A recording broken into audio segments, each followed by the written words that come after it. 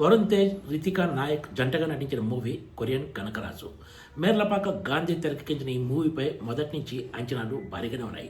ఈ శుక్రవారం నాడే ఈ సినిమా ప్రేక్షకుల ముందుకు వస్తున్నా కూడా గురువారం రాత్రి పెద్ద ఎత్తున ఈ మూవీ ప్రీమియర్ షోస్ వేశారు. ఈ సినిమాపై ఎంతో నమ్మకంతోనే చిత్ర యూనిట్ భారీ ఎత్తున ప్రీమియర్స్ వేసిందనే అంచనాలు ఉన్నాయి. ఈ సినిమా సక్సెస్ అటు హీరో వరుణ్ తేజ్తో పాటు దర్శకుడు మేర్లపాక గాంధీకి కూడా ఎంతో కీలకం. ఎందుకంటే వరుణ్ తేజ్ గత సినిమాలు బాక్సాఫీస్ వద్ద అంతగా ఆకట్టుకోలేకపోయిన సంగతి తెలిసిందే. అందుకే కొరియన్ కనకరాజు మూవీపై హీరో వరుణ్ తేజ్ భారీ ఆశలు పెట్టుకున్నాడు. ఒక సింపుల్ కథను ఆసక్తికరంగా మలచడంలో దర్శకుడు మేర్లపాక గాంధీ సక్సెస్ అయ్యారనే చెప్పొచ్చు. హీరో వరుణ్ తేజ్ అనంతపురం జిల్లా పెనుగొండలో ఉంటూ తన స్నేహితులతో కలిసి చెక్క భజన కార్యక్రమాలు చేస్తూ డబ్బులు సంపాదిస్తూ ఉంటాడు. దీంతో పాటు స్థానికంగా ఉండే వాళ్ళతో నిత్యం ఘర్షణ పడుతుంటాడు. దీనికి ప్రధాన కారణం తన తండ్రి అక్కడ ఉన్న బడాబాబుల వద్ద అప్పులు చేయటమే. ఎక్కడో అనంతపురం జిల్లాలోని పెనుగొండలో ఉండే హీరో వరుణ్ తేజ్ శరీరంలోకి ఒక కొరియన్ గ్యాంగ్స్టర్ ఆత్మ ఎలా ప్రవేశించింది, ఆ తర్వాత ఈ ఆత్మను వదిలించుకునేందుకు హీరోయిన్లతో పాటు కమెడియన్ సత్య చేసిన ప్రయత్నాలు ఏంటి అన్నదే ఈ Korean Kanakaraju movie. Korean gangster ఆత్మ కనకరాజ్ శరీరంలో ప్రవేశించడానికి సంబంధించిన కథను దర్శకుడు మేర్లపాక గాంధీ బాగానే కనెక్ట్ చేశాడు.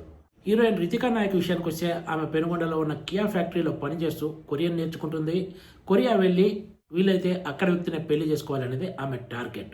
హీరోయిన్ల లవ్ ట్రాక్ అంతగా ఆకట్టుకునేలా లేదు. కాకపోతే వీళ్ళిద్దరు తొలి పరిచయం ఒక ఫోటో స్టూడియోలో జరుగుతుంది. అక్కడి నుంచే హీరోయిన్ ప్రేమలో దింపుతాడు hero Varun Tej. Korean Kanakaraju movie first half ప్రేక్షకులకు ఫుల్ ఎంటర్టైన్మెంట్ ఇస్తుంది. ముఖ్యంగా హీరో వరుణ్ తేజ్ సత్యాలు చేసిన కామెడీ బాగానే వర్కౌట్ అయింది. ఎక్కడ బోర్ కొట్టకుండా ఫస్ట్ హాఫ్ ముగిసిపోతుంది. కనకరాజులోకి ప్రవేశించిన కొరియన్ ఆత్మను వదిలించుకునేందుకు ఈ టీం కొరియాకి వెళ్ళినప్పటి నుంచే సినిమా కథ కొద్దిగా స్లో అయిన ఫీలింగ్ కలుగుతుంది ప్రేక్షకులకు.